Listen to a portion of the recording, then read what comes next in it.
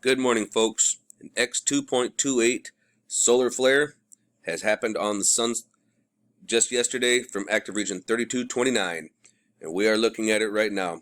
Good morning. It is approximately 10 a.m. Central Standard Time on February 18th, 2023. Hope our creators keeping you well and safe wherever you are in the world. Please make sure to hit that like button and share this across other platforms so we can let people know what's going on out at our sun, in our solar system, and the effects it can have here on our planet. If you happen to be new to the channel, please make sure you subscribe and hit that notification bell in case we have any critical future updates. Folks, with this flare, even though it's coming off of the eastern limb from 3229, we got incoming. And here we are we are at spaceweatherlive.com, and this right here is an X2.28 flare that did pop off, and it happened right approximately, around 2010. Roughly 2010 was the peak of it. Now there was actually one that I saw yesterday. I was keeping an eye on this, and I wanted to see what was going to happen with it. And as you can see, she's got herself a fat butt, so you know there's some plasma coming with it. Okay, it is coming our direction. But while I was watching this, I did see one model that said it was an X4.4, and I was like, what? But this model is showing X2.28. So let's see if we can take a look at it here. Now, so far, the Enlil, yes, Enlil, the Anunnaki wannabe god, has not caught up yet because it should be going this way. It's actually kind of shooting more off in this angle, but it's not going to be a glancing blow. It's going to be a smack. Okay? It doesn't matter how they want to classify it or say it. Now, I've come over here and I've tried looking at Euphoria model, and the Euphoria model has not caught up yet either. This is from the European Space Agency. This is actually showing the impact that we had from between last night and today. Their approximations was about 8 a.m. this morning, UTC time, and we got, it looks like, about 81 centimeters cubed is what their prediction was. Now, granted, they did have this, when they updated it, it was on the 18th at midnight, UTC time. So theirs could be a little more accurate on, because they track it and follow it, and then they kind of do their updates. That's what this blue dotted line is. This is when they do their update. So it looks like at 8 o'clock this morning, which would, holy cow, it would be about 2 o'clock in the morning. I literally woke up and I had no idea why. I was like, what in the heck's going on? So, yeah, this is what was going on. I just put that together right now. Jumping over here to SolarHam, and we're taking a look at our real-time solar winds. And we're looking at our BZ and our BT. BT is in white, BZ is in red, or our southern polarity, BT being white, our northern polarity. As you can see, our southern polarity did go kind of kittywampus. We got down almost to -20. Folks, when we get down to -6 between the BZ and the BT, it means we are in an event mode, and we got down to 20. So our geomagnetic field, or shields, if you will, we're struggling from an impact that we did have a couple of days ago.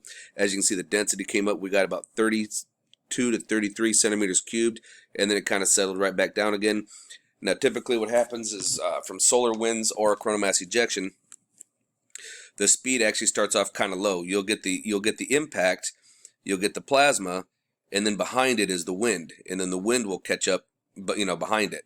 And then as you can see, it's starting to come back down again. Well, it's all about to go kittywampus again. And now here's where I get frustrated. We're going to take a look at this flare, okay, or coronal mass ejection rather, and it is coming at us, okay, like I said. And I will show you this right here. We are over on seeds, okay. So this right here is LASCO C2. This right here is the reverse ink filter, so you can see a little more of it. Watch the timestamp down here. We go from 1824 to 2312. We're missing 5 hours of data. What? So it goes from just before the eruption to after. But as you can see, you see this halo effect that we got going on here? This is a good, that's about 3/4 of a halo right there. That's coming at us. So off in this direction of the sun, it's fine. But all of this, yeah, this is coming at us because we are right smack here in the middle. So that's how you can kind of tell. You draw a connection from this point to this point, like that, and you can pretty much tell, straight across, whoosh, and that's pretty much how you know which direction it's going. So now, if this was going off the back side of the sun, it'd be kind of hard to tell, but we know that it's coming right at us because we saw the flare. So yeah, this is coming at us. We are in the strike zone, and that's all that it gives us. Ain't that some bullcrap? So luckily, now let's actually go back and take a look from stereo ahead. Stereo ahead does kind of give us a little bit. This one is this is a Secchi beacon, and this is from stereo ahead, and we can actually see a little bit more on this one. That's our first. Whoop. Let's back her up here. So here's our eruption. Now stereo ahead is just bare. Actually, it's kind of funny. It says they call it stereo ahead, but it's behind Earth. So how does that make sense? But either way, here it is, and you can see here. Yeah. Now it's not behind Earth very far. It's actually getting closer and closer. Large eruption off this side. You can see the shock wave and the plasma coming off down here. So we do have incoming. All right. Now to go and take a look at it, let's go C2 and C3. Well, we come over here to Iswa. And once we come over to Iswa, we can actually see it a lot better. So let's go ahead and take a look here. First, we're going to check out Lasco C2, go around some of these other little models. Okay, here we go. Here's the eruption, and as you can see the halo coming off the bottom side here. You guys see that? Whoosh.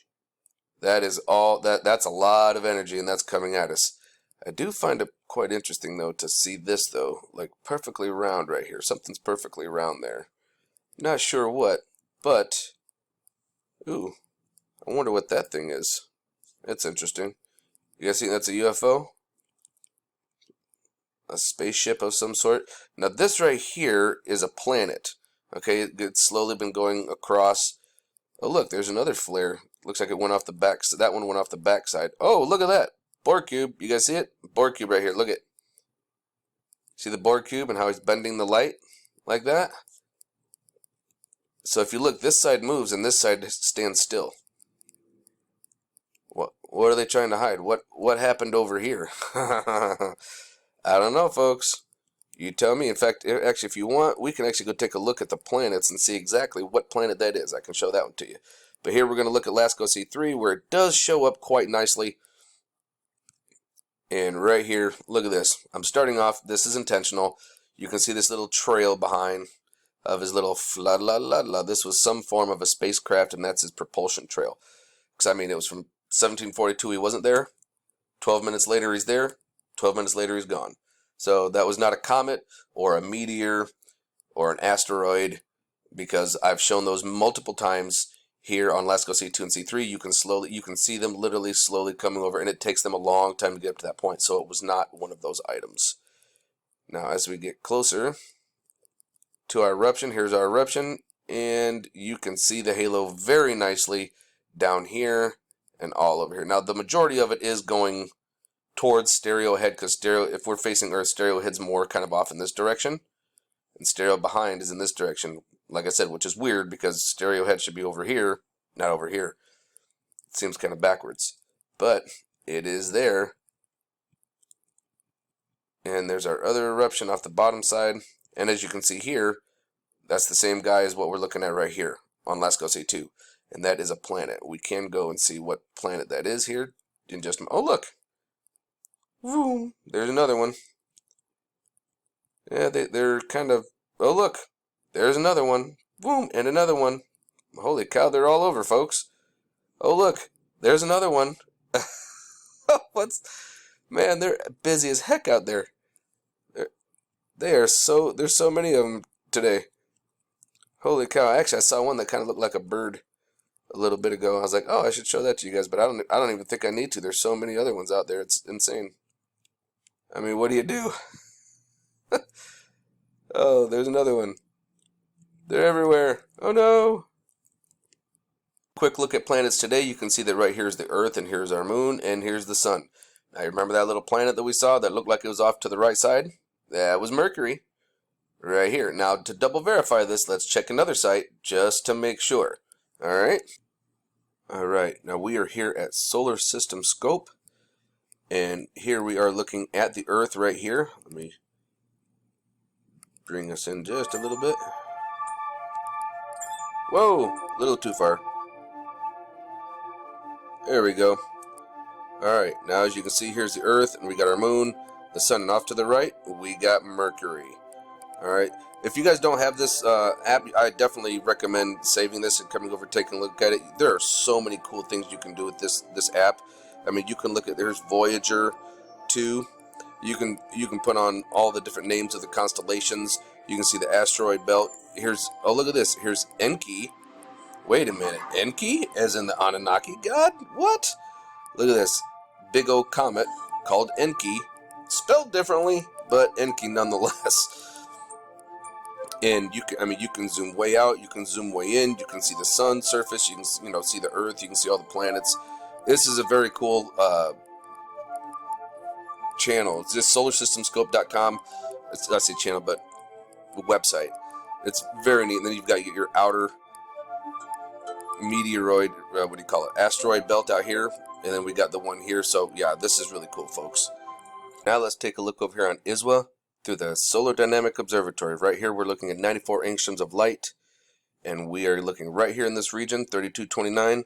We are going to see one heck of a nice eruption. There it is, very clear. And then it's so bright. Look at what it does to the satellite. Just it causes the satellite to go kitty wampus there. Nice field of view on SDO. Whoa, looks like we got a couple flybyers. So that's a long duration flare. It took a long time to slow down. You guys see that? That means there's plasma. I mean, you can still see plasma coming. Oh, that came off the backside. You guys see that? That went off the backside. And we've seen that here on the 94, which is actually kind of unusual. Now, this is where we get down to the meat and potatoes. I know you guys have heard me talk about solar tsunamis the past couple videos. Well, check this out. Right here is a solar tsunami. So right here, we're going to watch the explosion, and you're going to watch the entire surface of the sun in this region get disturbed. Watch. Oh, wrong one. Oh, come on now. There we go. Check this out. Whoosh. You guys see that? You see the whole thing just kind of go, blah, blah, blah. That is called a solar tsunami. When you see that from this explosion, it means that all that plasma is coming around this way. So everywhere that you see the solar tsunami go to, plasma and the power from the eruption is disturbing the surface. That means plasma's getting in between us and the sun's corona, basically the sun's surface. So we do have incoming from that. This is another confirmation. This is another way we can confirm it. This is from looking at that solar tsunami. Yep, and believe it or not, faintly, you can see it over here on the 304. This is where we actually see the plasma sometimes lifting off, and it's usually dark, but because of the brightness of the flare, it kind of offsets it a little bit. Now watch this. If you watch carefully, you can actually see, did you guys see it? You can see the surface of the sun, especially in this region right here. You can actually see the disturbance. I can on my computer. I don't know if you guys will be able to on your phones or on your computers, wherever you're watching this from, but I can see it from here. So that is a pretty significant flare, and it is coming. It should hit us in about 3 days. So keep your eyes open, no fear, and remember that love is the only way forward. So the Wolf out.